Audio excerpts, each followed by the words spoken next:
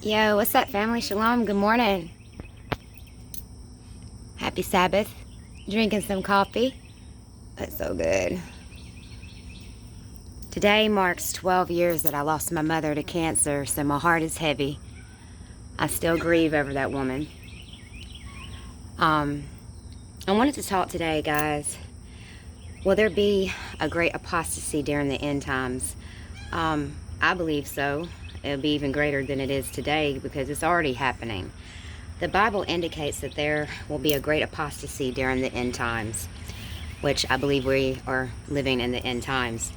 The great apostasy is mentioned in 2 Thessalonians chapter 2, verse 3. The KJV family calls it the great falling away, while the NIV and the ESV call it the rebellion. And that's what an apostasy is, a rebellion, an abandonment of truth. The end times will include a wholesale rejection, basically, of God's revelation, a further falling away of an already fallen world. The occasion of Paul's writings to the Thessalonians was to correct some of the errors concerning the end times that the believers had heard from false teachers. Among the falsehood was that the day of the Lord has already come in 2 Thessalonians 2:2. The Christians were afraid there at that time that Jesus had already come, that they had basically missed their chance and they were now in tribulation. Paul had already explained the rapture to them, or the taking away and them, to them in his first letter, 1 Thessalonians 4, verses 16 through 17. The Apostle Paul writes his second letter to assure them that contrary to what they had heard and despite the persecution they were enduring, that the day of Christ had not yet come.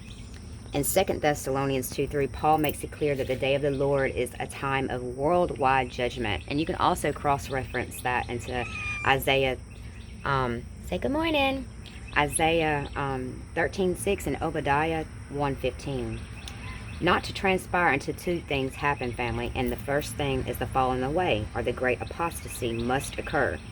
Second, we know, is the man of lawlessness must be revealed, he who is called the son of perdition, also known as the Antichrist.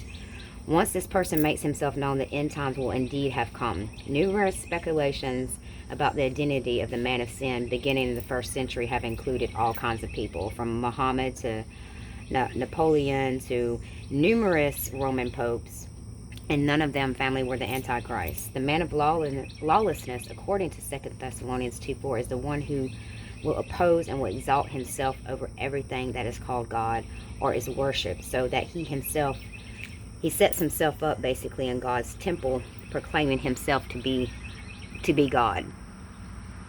So clearly this has not happened yet. No one since Paul's time has set himself up as God in the Jewish temple. So pay attention to that, family, okay?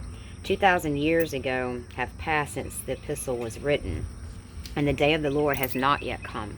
Paul assures us that it will not come until the great falling away comes first. So what does that tell us?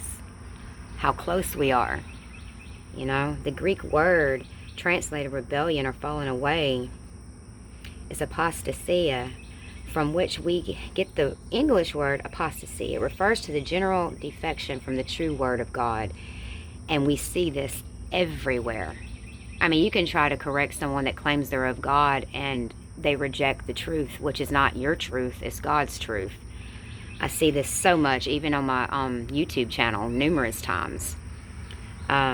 But the great falling away at the end times will be complete and worldwide, family. It's not going to be in just America. You know what I'm saying? The whole planet will be in rebellion against God and his Christ. Every coup requires a leader, right? And into this global apostasy will step the Antichrist. We believe this takes place after the church has been, raptured, but I still say that's not going to happen to the seventh trumpet. So we're going to have to endure a lot. We're going to have to face a lot. And Jesus warned his disciples concerning the final days, family. And we know that's in Matthew 24:10 through 12. At the time, many will turn away from the faith and will betray and hate each other. And many false prophets will appear and deceive many. Because of the increase of wickedness, the love of most will grow cold. And we know this, and we see this already. These are the characteristics of the great apostasy of end times. So just keep this in mind, you know, when you face this, family, and don't be discouraged by it, but be encouraged by it, because it just means we're one step closer to the day of the Lord.